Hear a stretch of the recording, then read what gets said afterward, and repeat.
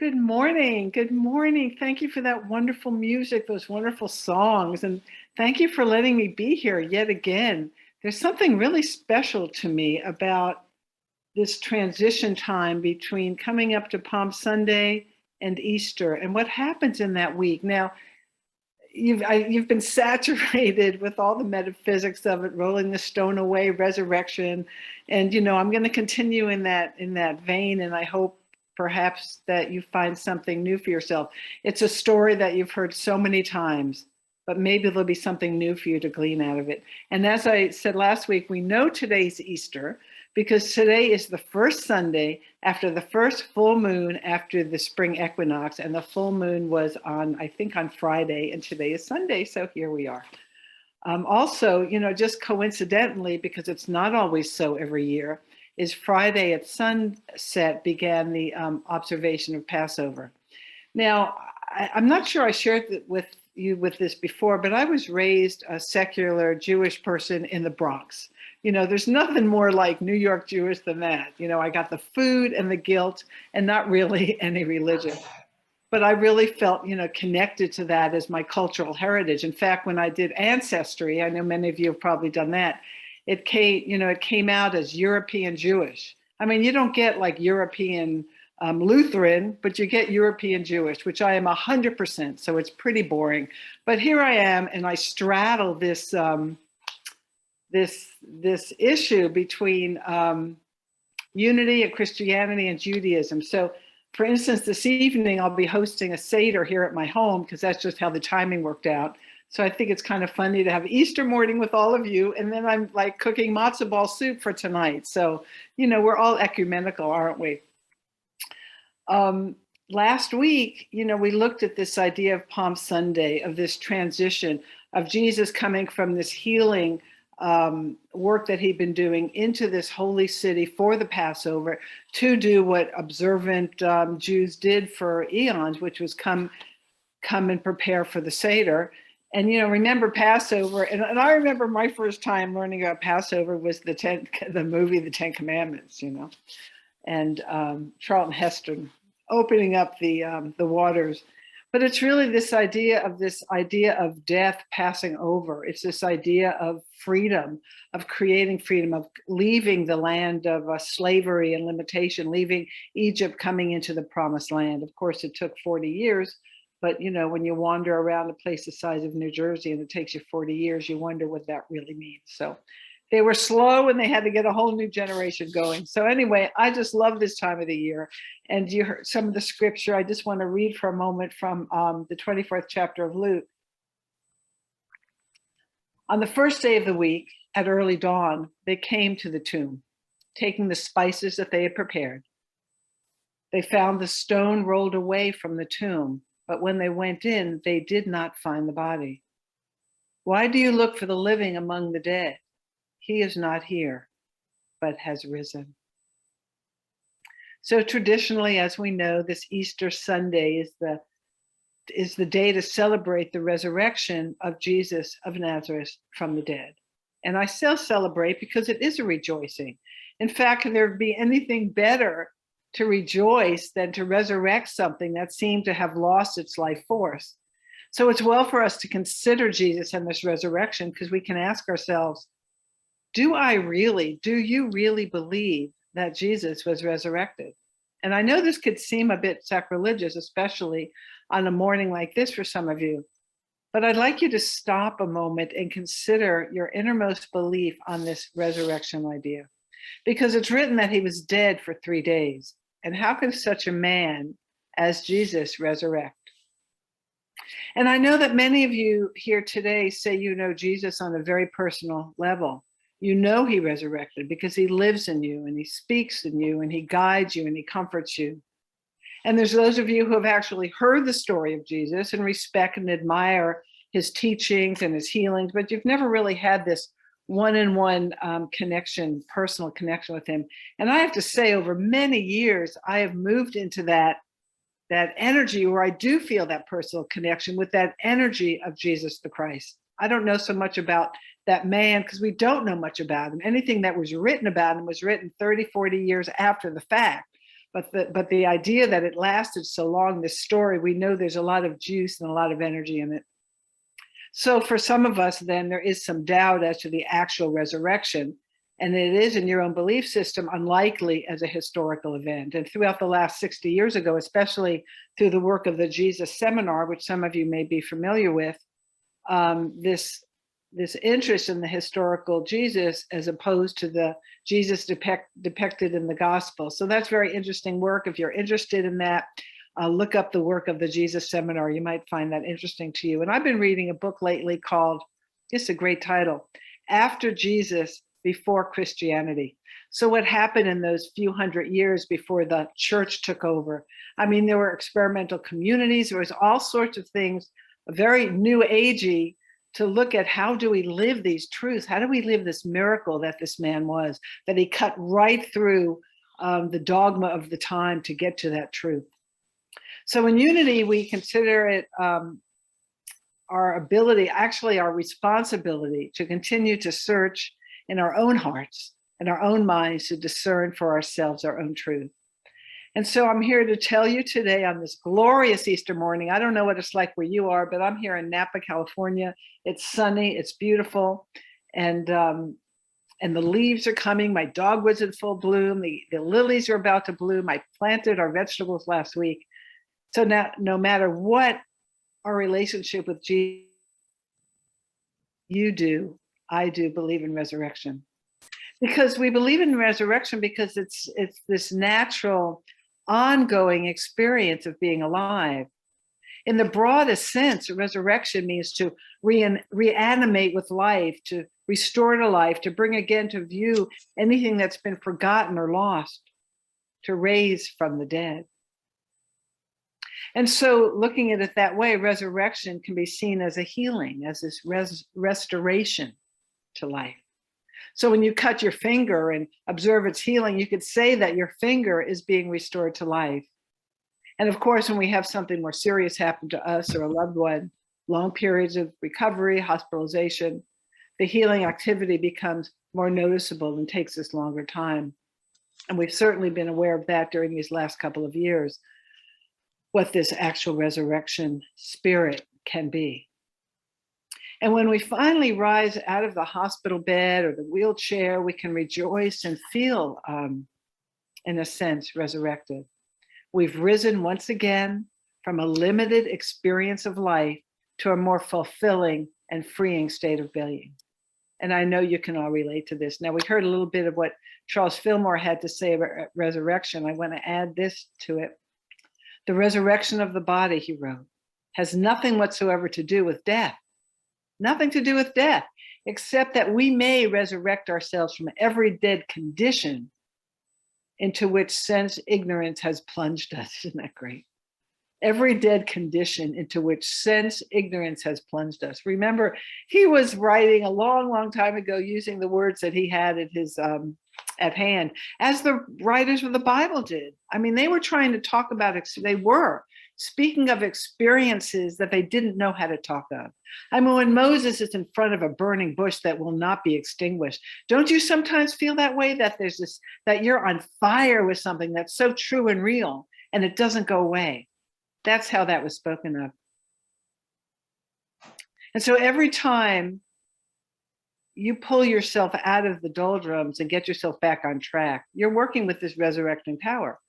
Fillmore goes on to say, resurrection is rising in consciousness into new vigor, new prosperity, a restoration into a higher state of being. I just love that. So for any seed to bear fruit, it has to give up an old identity in order to become a new identity. From the Gospel of John, truly, truly, I say unto you, unless a grain of wheat falls into the earth and dies, it remains alone. But if it dies, it will bear much fruit. Looks like something's dead, but it isn't, is it? Seems that a part of us must die in order to bear the fruit of joy and happiness, prosperity, that knowing that you know that you know that you know that you are not only okay, but the Christ of God in expression. So who among us has aspects of the personality or parts of our lives we wish to transform in order to lead this more wonderful life that's available to us? I know I want to stop reaching out to other people and things in order that I can feel validated and loved. There's times where I don't feel like I'm enough, when I really truly know that I'm enough and that you're enough. I know in truth that the only place where I find true security and love is within myself, within the divine nature that I reflect, within the God presence within me, the Christ indwelling. And I know that is true for you as well.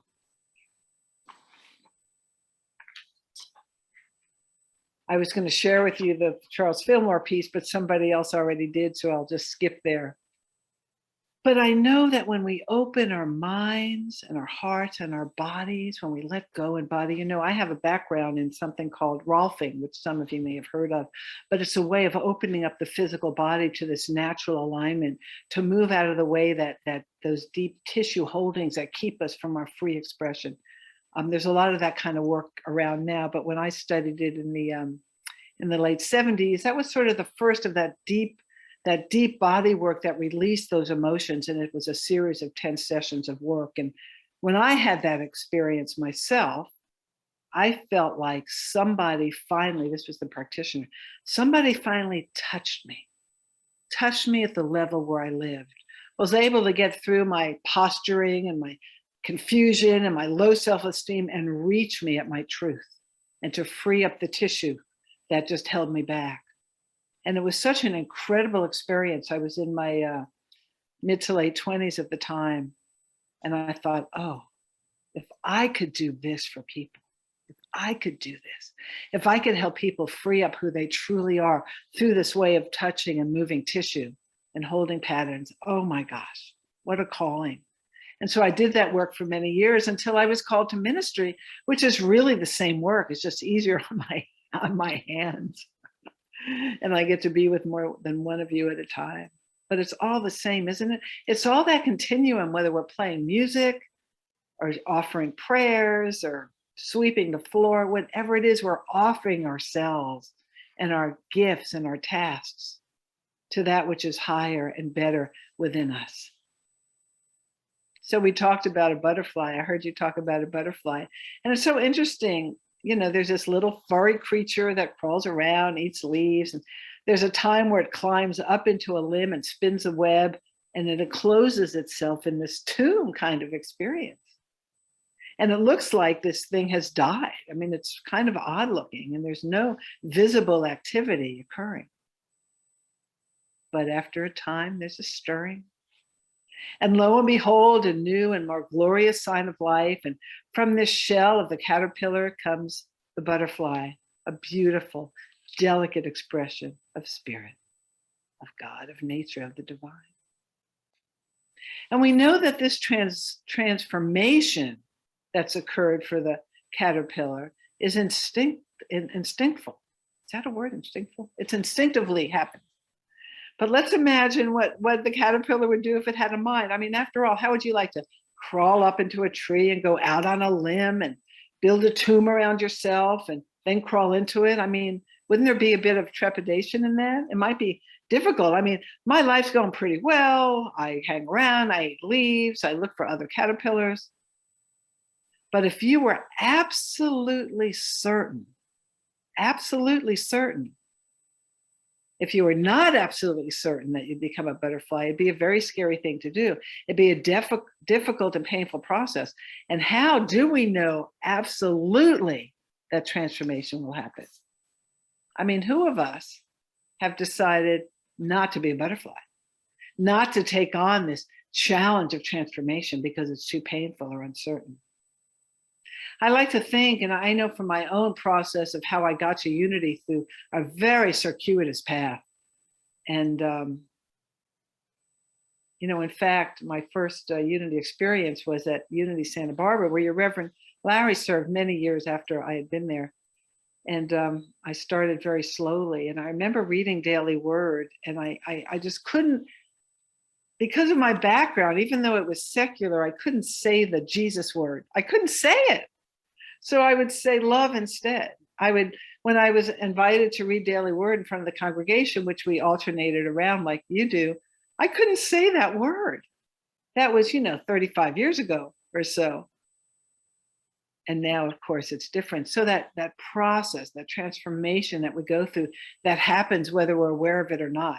And I think it's so much more interesting when we are aware of it, when we are aware of the pain and the difficulty, and we don't wallow, oh God, this is so hard. Oh, that's painful. This is difficult. Let's see what's on the other side of it. Let's see what happens as I stay with this experience. You may capture your inner glory at some time, but turn away from it. Living life as caterpillars, only dreaming of being butterflies. You see, the paradox of impermanence is the only thing we can hold on to. It's our lasting possession. It's that sacred paradox. It's like the sky or the earth. No matter how much everything around us may change or collapse, they endure. The sun rises, well, it looks like the sun rises, the earth is turning every morning and it goes down every night. It's here and then it's gone. Our partner suddenly leaves without warning. That job opportunity dries up. A loved one has a seemingly frightening diagnosis. We go into quarantine for gosh knows how long. The earth is still here. The sky is still here. And even, of course, the earth trembles from time to time. Remember, I live in California. Just to remind us not to take everything for granted. If you want to know the truth of life unfolding, you have to continually hold on to the fact that all things change. All things are impermanent. And this sacred paradox, this paradox of impermanence, is the only thing we can hold on to. There aren't a lot of guarantees in life, but this one thing is for sure. If you align yourself consciously with the God of your being and cooperate with its guidance, your life will be blessed beyond measure. And here's the paradoxical part of that. Even if you don't do it consciously, it's happening. You can't not have it not happen. You cannot not evolve. It takes so much work to resist the process. You notice that, I'm sure, in those people in your life that you go, why haven't they realized how magnificent they are? You see it there and maybe you see it in yourself.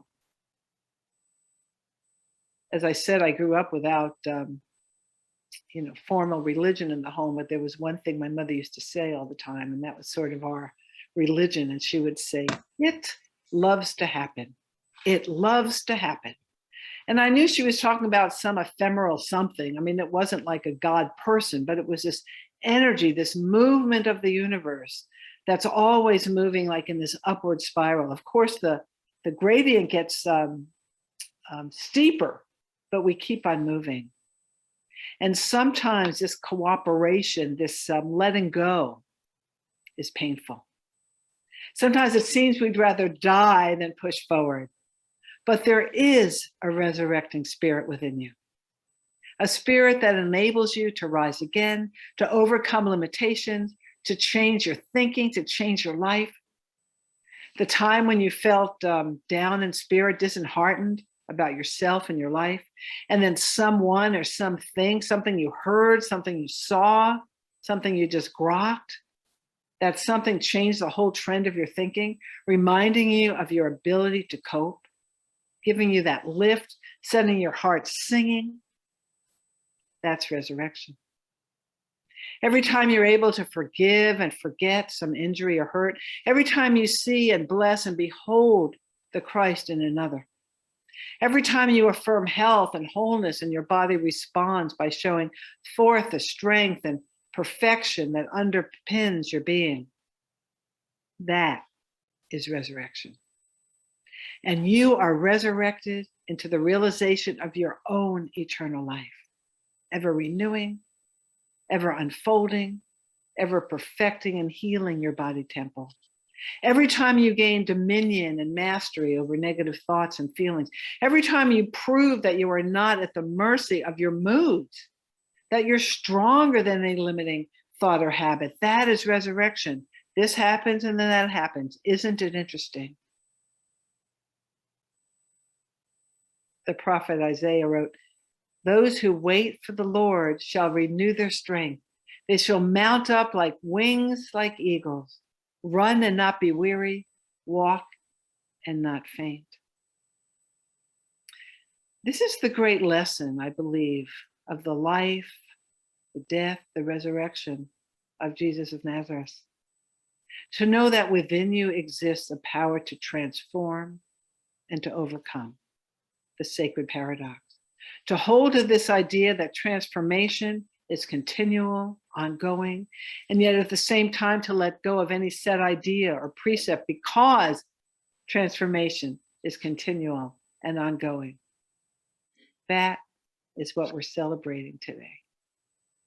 So however horrific the crucifixion experience may be, no matter how far you've traveled, no matter how blurred your vision may be, how dark life may appear, you embody the sacred paradox, knowing that as soon as you're absolutely sure that this is it, it isn't.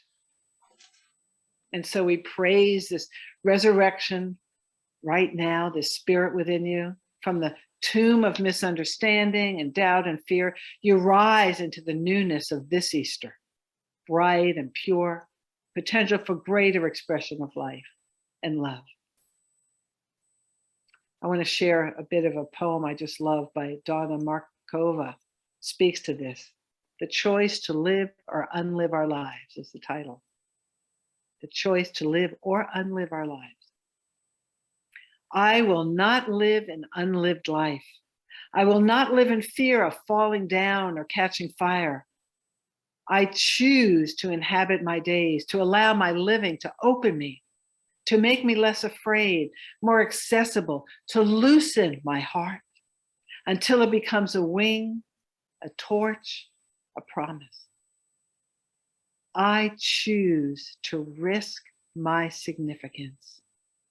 I choose to risk my significance, to live that so that which came to me as a seed goes to the next as a blossom, and that which came to me as a blossom goes on as fruit. So let's take this now into our meditation. Join with me now in heart and spirit as we quiet ourselves, as we become even more comfortable in the seat, knowing that you are fully supported. Knowing that this being in this present moment of breath in and breath out, of letting go, of noticing when a thought is being held on to, and just say to self, peace, be still. And yet not to let go of what the experience is, not to shove it away, but to acknowledge this here and now. The temperature in the room, the sense of the people around you, to your left, to your right, before you and behind you. To realize, to know that being in the here and the now is a portal to eternal life. Nowhere to go. Nothing to do. I am the resurrection and the life. He, she who believes in me, even though he, she will die, he or she will live. And whoever is alive and believes in me shall never die. Shall never die. Draw these words into your own heart for your own understanding, your own meaning. Life, a divine idea, a divine principle.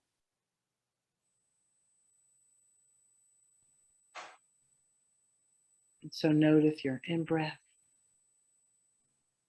out-breath. Let's take a few moments to be quiet. Remember, silence is not the absence of sound. It's the absence of noise. And so we let that inner noise go and we remain in this present moment, in the silence, in the silence.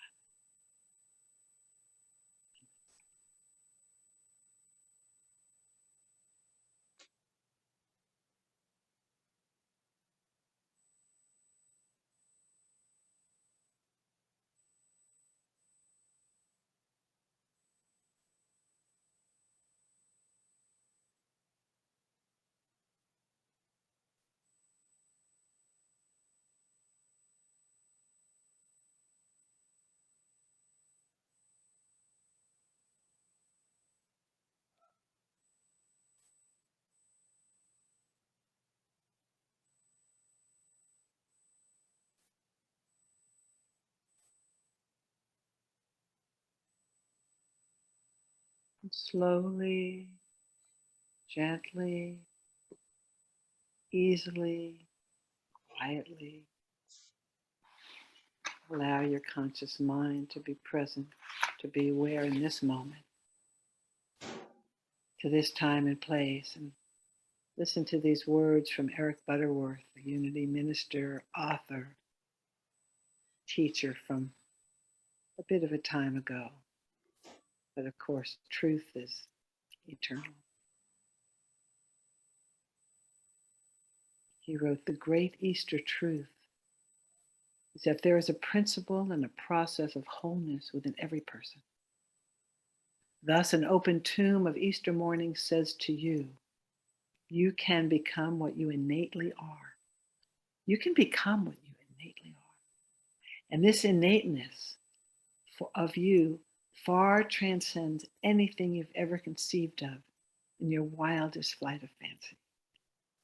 There is within you a person of stature, of genius, of mastery, struggling to be released.